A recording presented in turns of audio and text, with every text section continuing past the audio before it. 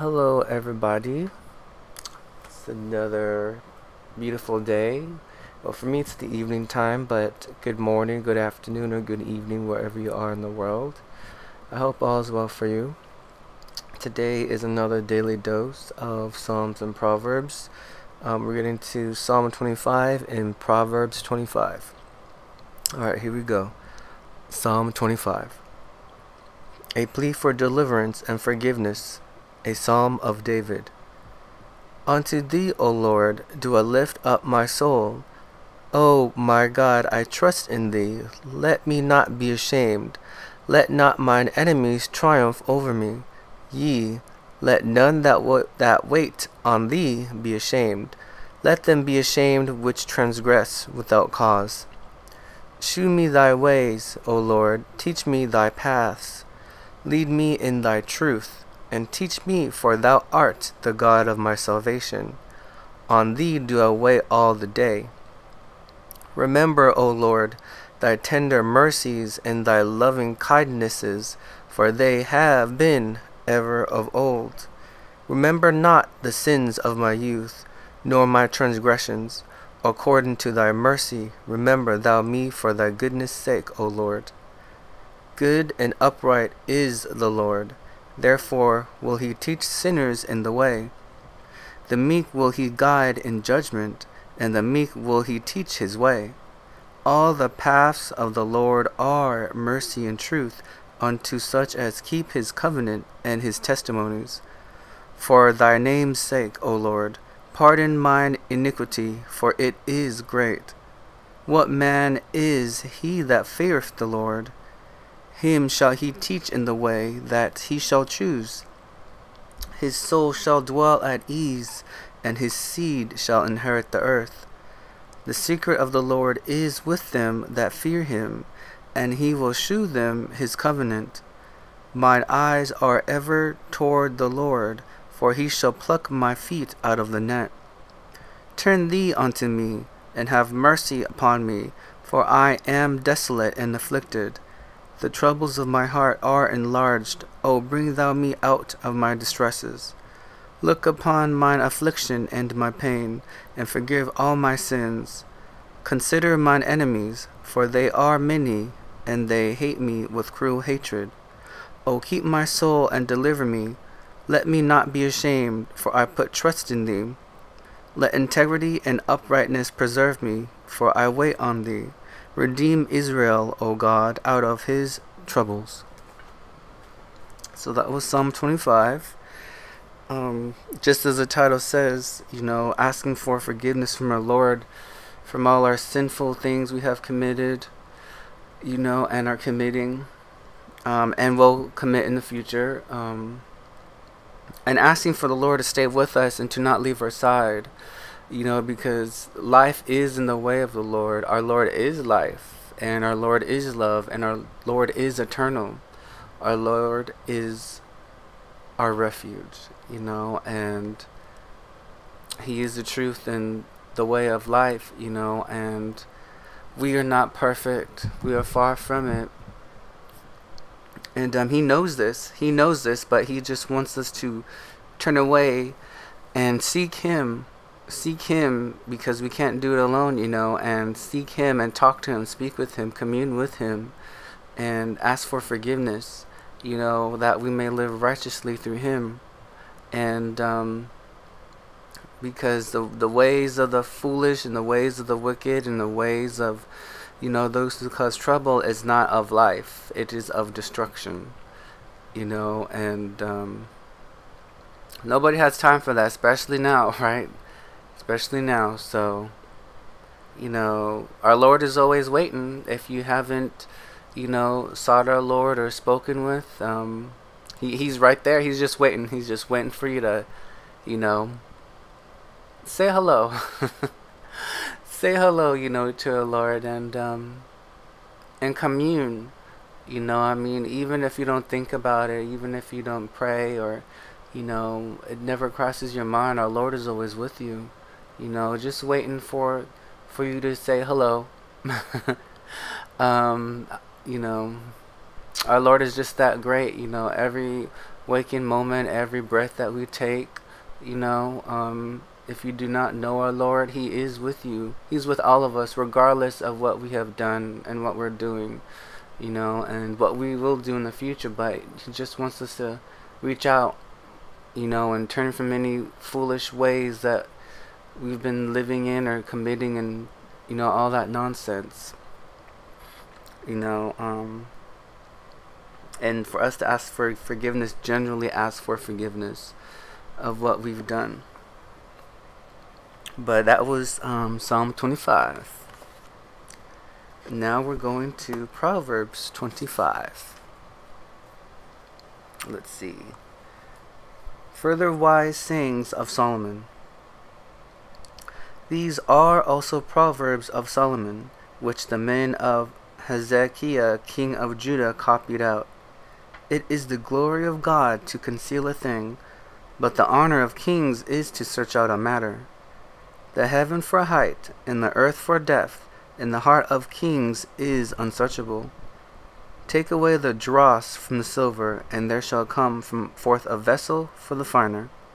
Take away the wicked from before the king, and his throne shall be established in righteousness. Put not forth thyself in the presence of the king, and stand not in the place of great men.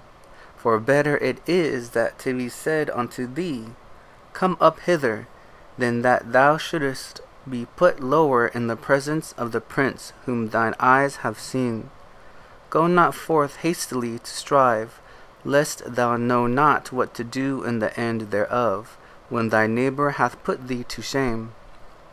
Debate thy cause with thy neighbor himself, and discover not a secret to another, lest he that heareth it put thee to shame, and thine infamy turn not away.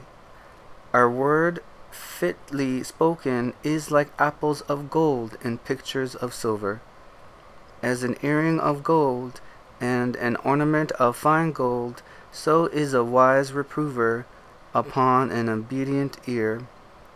As the cold of snow in the time of harvest, so is a faithful messenger to them that send him, for he refresheth the soul of his masters. Whoso boasteth himself of a false gift is like clouds and wind without rain. By long forbearing is a prince persuaded, and a soft tongue breaketh the bone. Hast thou found honey? Eat so much as is sufficient for thee, lest thou be filled therewith and vomit it. Withdraw thy foot from thy neighbor's house, lest he be weary of thee, and so hate thee. A man that beareth false witness against his neighbor is a maul, and a sword, and a sharp arrow. Confidence is in unfaithful man in time of trouble, is like a broken tooth, and a foot out of joint. As he that taketh away a garment in cold weather, and as vinegar upon nitre, so is he that singeth songs to an heavy heart. If thine enemy be hungry, give him bread to eat, and if he be thirsty, give him water to drink. For thou shalt reap coals of fire upon his head, and the Lord shall reward thee. The north wind driveth away rain, so doth an angry countenance a backbiting tongue. It is better to dwell in the corner of the housetop than with a brawling woman and in a wide house. As cold waters to a thirsty soul, so is good news from a far country. A righteous man falling down before the wicked is as a troubled fountain in a corrupt spring. It is not good to eat much honey, so for men to search their own glory is not glory. He that hath no rule over his own spirit is like a city that is broken down and without walls. That last part right there is quite deep and kind of hits home with me. He that hath no rule over his own spirit is like a city that is broken down and without walls. Because if you If you do not tend to your own spirit, which is from our Lord, of course, and you don't pay attention of what you can feel from within, you know, you will. I guess the best way to say it, there will be chaos, because I know this chaos and a lot of negative emotions and things like that. It's just that's the best way I could describe it. If you don't tend to your own spirit, because we all have a spirit. There's a mind, and then there's our fleshly bodies, but we also have a spirit. You know, but yes, Proverbs 25, as you know, they all are connected for life lessons to learn by. And the ones what sticks out to me in this one, which actually has been in many of the Proverbs, if maybe not all of them, basically, don't be greedy and don't. It's said about glory. It says if you're to seek glory, then you will not find glory. I'm not quite sure how to interpret that, but I guess you're trying to force something to happen, to force, basically, I guess, for fame or fortune, pretty much, and nothing good will come from that, right? And if there is, riches, it's not everlasting. It's not a long-standing foundation, right? And watch how you speak, to those around you. Let me see if I could find. It said something about along the words of you speak sweet words, kind of like golden apples or something like that. I can't remember what it says here. A word fitly spoken is like apples of gold in pictures of silver. As an earring of gold and an ornament of fine gold, so is a wise reprover upon an obedient ear. And I believe that's a good thing of, about the way you're speaking and the words you use. They could be good or bad, and they can influence others in a way, good or bad too. But as you know, the Proverbs, they're definitely all life lessons, to live by, which aren't bad, and they are reminders too, to do good, and and the thing that stood out for me in here is that for even our enemies, if they are hungry, give them food, and if they are thirsty, to give them water. And that right there is just to look out for one another, even if they are against you. And as hard as it is to even imagine, like if you can imagine someone who has been getting on your nerves, or they've been trying to get over you, or they've been trying to just do you wrong, and here they are, they may be one day hungry and thirsty, and the automatic thing might be to laugh at them and say, ha ha, karma, you've been trying to do things to me, or you've done them, and now look at you, look where you are now. You're hungry, you're thirsty, all this came back onto you. But of course, the good thing is to not laugh, and it is to, lend them bread and lend them water if you can. As hard as it may be, but when you think about it though, our Lord will lend them bread and lend them water, or give them water and give them bread, excuse me.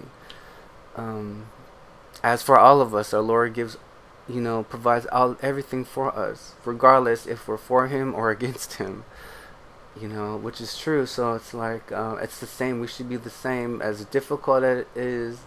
But I know, of course, every situation is different, because, like wartime, or I don't know, there's just an infinite, situations that you could think of, and I'm not going to get into that, but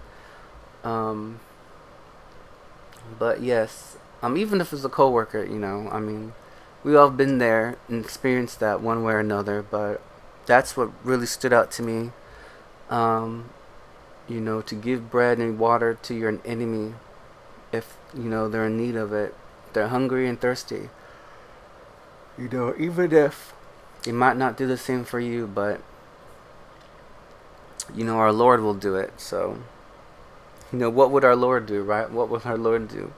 But that was Psalm and Proverbs 25. I hope you are able to learn something today from it and take some life lessons also. But with that being said, you all take care and stay safe wherever you may be. And I pray that you may know our Lord someday if you do not know, if you're lending an ear to this. And I pray that our Lord can use me to reach out to you,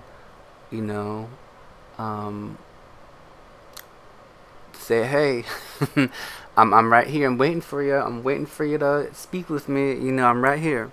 But y'all take care now. Stay safe. Until next time, y'all. Catch you later.